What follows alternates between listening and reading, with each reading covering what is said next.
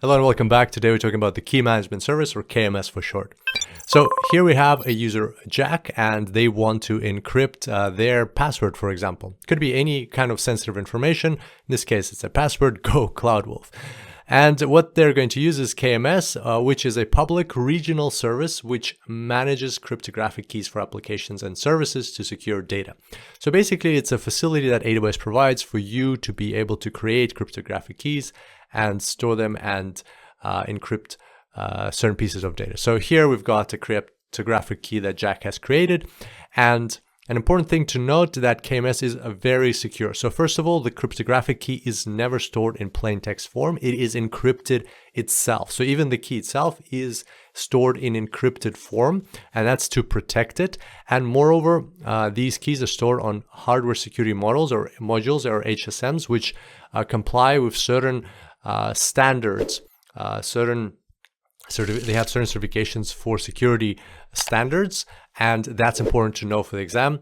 At the time of recording, the standard that this complies with is FIPS 140-2 security level 3, and I'll put that in the slide notes, of course. So it's very secure. Not only is the key not stored in plain text form, but even if somebody goes into the AWS facility and tries to tamper with the hardware, it is designed to fail on purpose, so nobody can access your keys.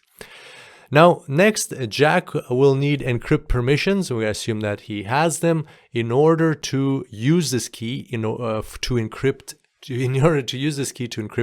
his password or his secure data. So with those encrypt permissions, you'll get access to this key, and then he can use it to encrypt his sensitive information. Now, keep in mind that KMS can only encrypt data up to 4 kilobytes in size.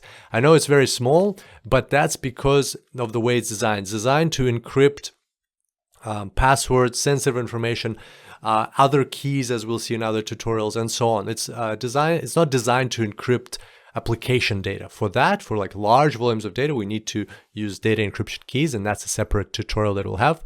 But for now, for the exam, remember this limitation: 4 kilobyte of data in size maximum.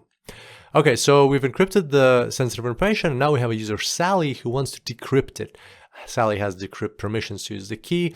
She accesses the key and decrypts it using that key and gets that information.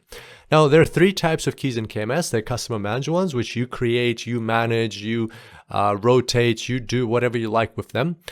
There's the AWS managed ones, for example, in the EBS service or in the RDS service and other services where AWS creates a key. You cannot manage it. AWS will do everything what it needs to do in terms of managing, but you can audit it. You can find out who accessed it and when and why and things like that. So you can do that with both customer managed keys and with AWS managed keys. You can audit them.